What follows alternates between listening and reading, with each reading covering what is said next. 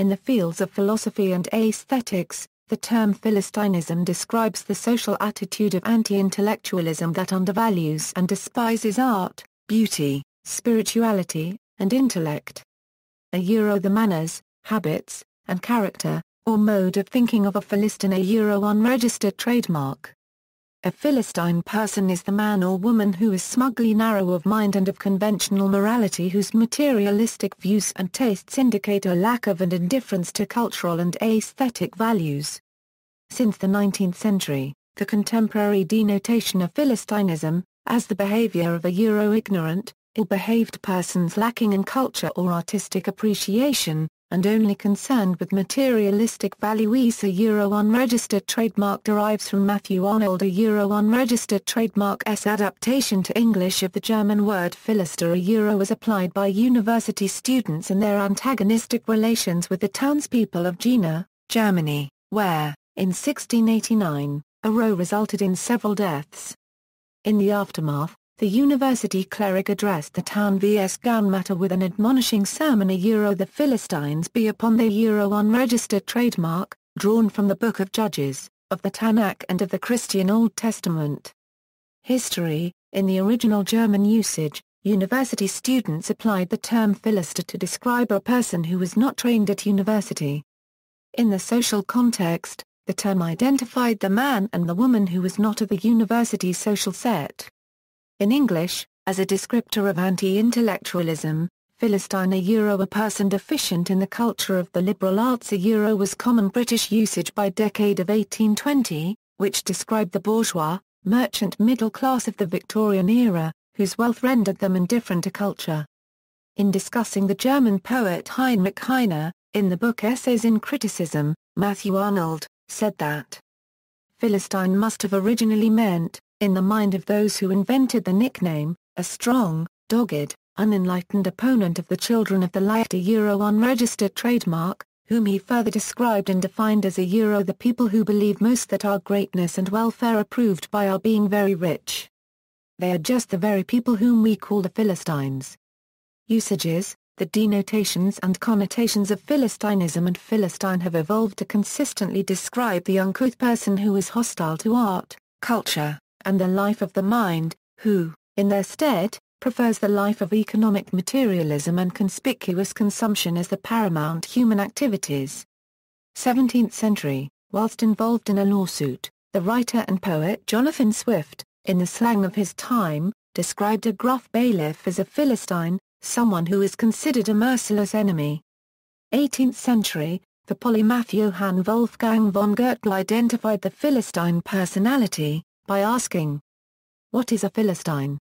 A hollow gut, full of fear and hope that God will have mercy."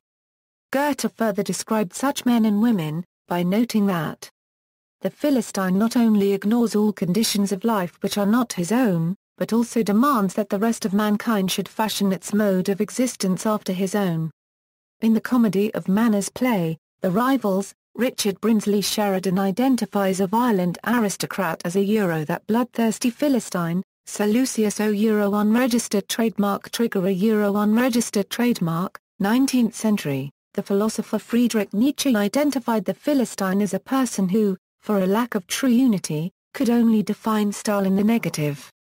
20th century, in the novel Der Ewige, the Austro-Hungarian writer Adar Paragraph N. von Horvath derided the cultural coarseness of the Philistine man and his limited view of the world. The eponymous Philistine is a failed businessman, a salesman of used cars, who aspires to the high life of wealth. To realize that aspiration, he seeks to meet a rich woman who will support him, and so embarks upon a rail journey from Munich to Barcelona to seek her at the World unregistered trademark fair. In the lectures on Russian literature, in the essay Philistines and Philistinism unregistered trademark, Nabokov describes the Philistine man and woman as a full-grown person whose interests are of a material and commonplace nature, and whose mentality is formed of the stock ideas and conventional ideals of his or her group and time. I have said a full-grown person because the child or the adolescent who may look like a small Philistine is only a small parrot mimicking the ways of confirmed vulgarians, and it is easier to be a parrot than to be a white heron. A euro oe vulgariana euro is more or less synonymous with a euro oe philistine euro. The stress in a vulgarian is not so much on the conventionalism of a Philistine, as on the vulgarity of some of his conventional notions. I may also use the terms a euro egentile euro and a euro oe bourgeoisie euro. Genteel implies the lace curtain refined vulgarity, which is worse than simple coarseness. To burp in company may be rude, but to say a euro oe excuse me euro after a burp is genteel, and thus worse than vulgar. The term bourgeois I use following Flaubert, not Marx. Bourgeois, and Flaubert a euro unregistered trademark essence, is a state of mind, not a state of pocket. A bourgeois is a smug Philistine, a dignified vulgarian. Generally speaking, Philistinism presupposes a certain advanced state of civilization, where, throughout the ages, certain traditions have accumulated in a heap and have started to stink. In the Lectures on Literature, in speaking of the novel Madame Bovary, about the bourgeois wife of a country doctor, the writer Vladimir Nabokov said that Philistinism is manifest in the prudish attitude demonstrated by the man or the woman who accuses a work of art of being obscene. See also. References. External links: V. I. Lenin Philistinism in Revolutionary Circles 1906.